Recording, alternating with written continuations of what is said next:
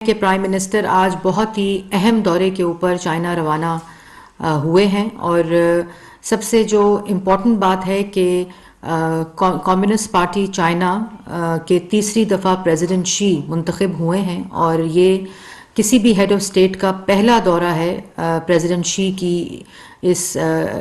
جو اپوائنٹمنٹ کے بعد، اور یہ ایک خاص منزل کے لیے بہت امپورٹنٹ رول پلے کرے گا، کیونکہ اس کے اندر ایسے پروجیکٹس ہیں جو پہلے تاخیر کا شکار ہوئے، لیکن وہ پروجیکٹس جو نئے ہیں، ایکسٹینشنز ہیں آلریڈی سی پیک پروجیکٹس کی، جس کی تفصیلات آپ کے ساتھ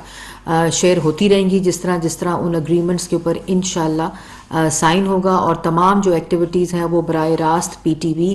نشر بھی کرے گا پاکستان کی عوام کے لیے۔ یہ ایک مائل سٹون، ایک کرٹیکل جنکچر ہے سی پیک کے اندر، اور انشاءاللہ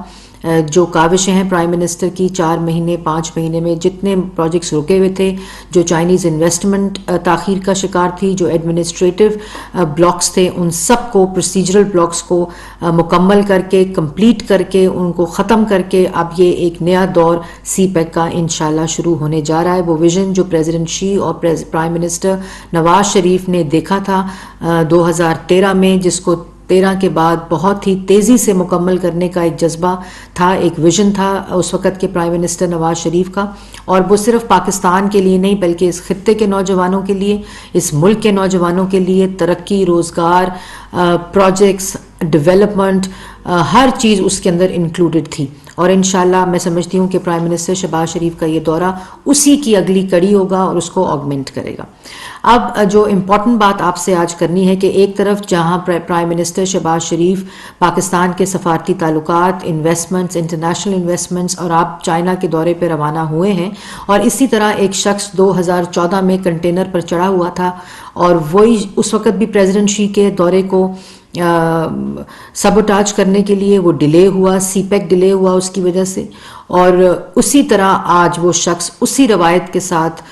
کنٹینر پر کھڑا ہے، لیکن فرق صرف اس بات کا ہے کہ آج اس کے کنٹینر پر کھڑے ہونے سے جو خود وہ ایکسپوز ہو رہا ہے۔ 2014 میں امپائر کی انگلی کا انتظار کرتے کرتے وہ 126 دن کا دھرنا دے کر گھر چلے گئے تھے، تب بھی ان کے ہاتھ کچھ نہیں آیا تھا، اور اب وہ اپنی تقاریر کے ذریعے اس فرسٹریشن کا اظہار کر رہے ہیں جو ان کے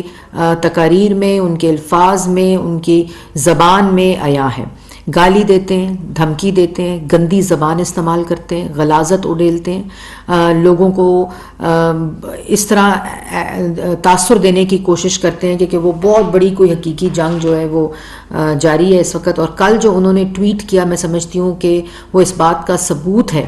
کہ جو امین گنڈا پور جو ان کے منسٹر ہیں، جو بندوقوں کے مورچے لگا رہے تھے، وہ عمران خان صاحب کے کہنے پہ لگا رہے تھے۔ مجھے اس بات میں پہلے بھی کوئی شک نہیں تھا، لیکن اب یہ اس بات کا ثبوت آ گیا کیونکہ انہوں نے کل کہہ دیا بیلٹ یا بلڈ شیڈ، اور اب ملک کے اندر گالی دے کر، بندوقوں سے، خونی انقلاب لانے سے یا اس طرح کی تقاریر کرنے سے الیکشن نہیں ملتے۔ الیکشن بطور وزیر اعظم آپ کو مارچ میں اعلان کرنا چاہیے تھا، جب آپ وزیر اعظم تھے، آپ کے پاس اختیار تھا، آپ کے پاس آئینی اختیار تھا، لیکن اب آپ اگر یہ سمجھتے ہیں کہ لوگ آپ کی دھونس، آپ کی دھمکی، آپ کی گالی اور آپ کے یہ بلڈ شیڈ اور اس قسم کے بیانات سے آپ کو الیکشن مل جائے گا، لوگ آپ کے پریشر میں آ جائیں گے، تو ایسا نہیں ہوگا۔ اگر آپ چاہتے ہیں کہ لوگ آئین کے ساتھ کھڑے نہ ہوں، افواج پاکستان آئین کے ساتھ کھڑی نہ ہو، اسٹیبلشمنٹ آئین کے ساتھ کھڑی نہ ہو، ادارے آئین کے ساتھ کھڑے نہ ہوں، الیکشن کمیشن آئین کے ساتھ نہ کھڑا، اور آپ کی چوریوں، آپ کی ڈکیتیوں، آپ کی نالائکی، آپ کی نااہلی، آپ کی کرپشن کے ساتھ کھڑے ہوں، تو ایسا نہیں ہوگا۔ دوسری بات، آپ نے رات کو ایک خطرناک بات کی کہ آپ نے کہا اگر مارشل لاء ملک میں لگتا ہے تو لگائیں، کیونکہ آپ کا مقصد الیکشن نہیں ہے۔ اگر آپ کا مقصد الیکشن ہوتا تو آپ مارچ میں الیکشن کا اعلان کرتے۔ آپ کا مقصد ملک میں خون خرابہ، انتشار، فساد، کہ اگر میرا اقتدار نہیں تو جو آپ باتیں کرتے تھے کہ خدا نخواستہ ملک کو 4 ٹکڑوں میں تقسیم کر دیا جائے، آج آپ وہ کرنے کے لیے تیار ہیں۔ ملک کی اکائیوں، پنجاب اور خیبر پختونخوا کی پولیس، اسلام آباد کی پہ چڑھائی کرنے کے لیے آپ تیار ہیں، تو اب ایسا نہیں ہوگا۔ اور مارشل لاء آپ چاہتے ہیں کہ ملک کے اندر ایمرجنسی لگے، یہ آپ کا مائنڈ سیٹ ہے جو آپ نے رات کو اس بات کا ثبوت دیا ہے۔ ایک طرف گالی دیتے ہو، ایک طرف دھمکی دیتے ہو، ایک طرف غلاظت اگلتے ہو، اور دوسری طرف کہتے ہو میں ادب سے بتا رہا ہوں، تو آپ کا یہ دماغی جو پرابلم ہے یہ کافی عرصے سے جاری ہے، لیکن اب وہ فرسٹریشن کا شکار ہو گیا۔ اور دوسری بات کہ آپ کہتے ہیں کہ پورا پاکستان یہاں کھڑا ہے جس کی وجہ سے میں یہ ساری باتیں کر رہا ہوں، تو 1500 لوگ، 2000 لوگ، 22 کروڑ عوام نہیں ہوتی۔ 22 کروڑ عوام جو ہے وہ چاہتی ہے کہ ملک کے اندر آئین کی بالادستی ہو، ملک جو ہے وہ آئین کے مطابق چلے. جو 4 سال تم نے ملک میں نالائکی، نااہلی، بے روزگاری، کرپشن اور ڈکیتیاں کی ہیں، اور اب تم یہ چاہتے ہو کہ 4 سال اس کے اوپر پردہ ڈالا جائے. ایسا 4 سال کی جو ناکامی تھی اس کے اوپر پردہ ڈالا جائے. میں نے اس دن بھی آپ کو چیلنج کیا تھا کہ ایک جملہ بولیں اپنی کارکردگی پہ، لیکن آپ کے پاس ایک جملہ کیا، ایک لفظ بولنے کے نہیں ہے اپنی کارکردگی کے لیے. اور اسی لیے آپ یہ گالی، بندوقیں، خون، بلڈ شیڈ کی بات کرتے ہیں. الیکشن اپنے وقت پر ہوگا جس کا آئین تعین کرتا ہے، اور اسی کے مطابق الیکشن اپنی حکومت اپنی مدت پوری کر کے، یہ انشاءاللہ ہمارا وعدہ ہے عوام سے. کل کسان پیکج پرائم منسٹر کا ایک تاریخی کسان پیکج تھا، اور تمہیں تکلیف اس بات کی ہے جب کسان پیکج کا اناؤنسمنٹ ہوئی تم نے مارشل لاء کی اناؤنسمنٹ کی. یہ تمہارا دماغ اور تمہاری فرسٹریشن اور تمہاری نیت اور تمہارا اصل مقصد جو ہے اس کا ثبوت ہے. کسان پیکج ایک تاریخی پیکج ہے جس کے اندر پرائم منسٹر نے جمرات دی ہیں اتحادی حکومت کی منظوری کے ساتھ. میں سمجھتی ہوں کہ اس سے زراعت میں جو ترقی آئے گی اس کی تفصیلات جو ہیں ہم لوگوں نے پی ٹی وی کے ذریعے بھی اور پرائیویٹ چینلز کے ذریعے بھی، اور پرائم منسٹر نے ایک بڑی مفصل پریس ٹاک کر کے اس میں ساری ڈیٹیل دی ہیں. اور یہ بھی انہوں نے کہا ہے کہ جو اناؤنسمنٹس ہوئی ہیں اس کی امپلیمنٹیشن فوری طور پر شروع ہو جائے، اور اس کو پرائم منسٹر خود مانیٹر کریں گے. اور اس کے ساتھ ساتھ آپ نے جو اصل پاکستان کے بننے کی روح تھی، جو قائد اعظم کا ایک پوری سٹرگل تھی جمہوریت کے لیے، پاکستان بندوقوں سے مارز وجود میں نہیں آیا تھا، پاکستان گولیوں سے مارز وجود میں نہیں آیا تھا، قربانیاں دی تھیں. اور آج تم نے جو رات کو اعلان ملک میں مارشل لاء لگانے کا مطالبہ کیا ہے، اور میڈیا کی بات کی ہے کہ میڈیا کی پابندی ہے، میڈیا پہ کوئی پابندی نہیں. اگر تمہاری آواز میڈیا پہ چل رہی ہے تو اس کا مطلب ہے کہ میڈیا کے اوپر کوئی پابندی نہیں ہے. لیکن جس وقت آپ ریڈ لائنز کراس کریں گے، آپ نے شہداء کے خلاف کیمپین کی، آپ نے شہداء کے خلاف پوری ایک مہم چلائی، یہ پاکستان کی تاریخ میں کبھی نہیں ہوا. ایک سیاسی لیڈر کنٹینر پر چڑھ کر بندوق اور بلڈ شیڈ کی بات کرے، مارشل لاء لگانے کی بات کرے، تمہارا ذہن ہی ایک ڈکٹیٹر کا ذہن ہے، ایک فاشسٹ کا ذہن ہے، ایک میڈیا پریڈیٹر کا ذہن ہے. جو تمہیں سرٹیفکیٹ مل چکا ہے، کرپشن کا سرٹیفکیٹ تمہیں ملا، میڈیا پریڈیٹر کا سرٹیفکیٹ تمہیں ملا، نالائق نااہل کا سرٹیفکیٹ تمہارے پاس ہے، چور اور ڈکیت کا سرٹیفکیٹ اب تمہارے پاس ہے. الیکشن کمیشن میں فورن فنڈنگ کی جو کیس ہے، الیکشن کمیشن کو اس لیے گالی دیتے ہو، اس لیے برا بھلا کہتے ہو، اس لیے اچھا نہیں لگتا کیونکہ جب تک فیصلہ نہیں آیا تھا تب تک الیکشن کمیشنر تم نے خود تعینات کیا تھا، اور اب تم ان کو اس لیے گالی دیتے ہو کیونکہ تمہیں رنگے ہاتھوں پکڑ لیا.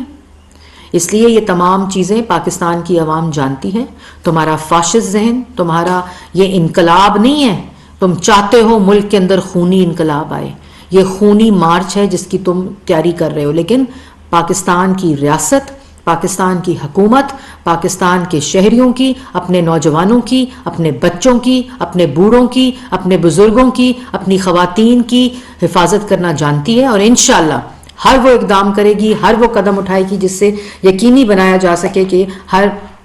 شہری کی جو زندگی ہے وہ سیف ہے اور سیکیور ہے. آپ خود ایک مجرم ہیں، آپ کی چوری پکڑی گئی ہے. بند کمرے میں آرمی چیف کو ایکسٹینشن کی آفر کر کے وہ کاروبار جو تم نے آئین کے ساتھ کیا، وہ کھلواڑ جو تم آئین کے ساتھ کرنا چاہتے تھے، پھر اس کو تسلیم کیا کہ ہاں میں نے آفر کی تھی. تم اتنے ڈھیٹ شخص ہو. تم جیسا آئین شکن پاکستان کی تاریخ میں نہیں آیا ہوگا جس کا سپریم کورٹ نے سرٹیفکیٹ تمہیں دیا ہے. اور تم آئینی عہدوں سے غداری کراتے رہے، آئین شکنی کراتے رہے، اور اب اپنے ساتھ کنٹینر پر کھڑے لوگوں سے تم خونی انقلاب کے نعرے لگوا رہے ہو، مارشل لاء کے نعرے لگوا رہے ہو. آپ کو شرم آنی چاہیے. انشاءاللہ پاکستان میں جمہوریت اسی طرح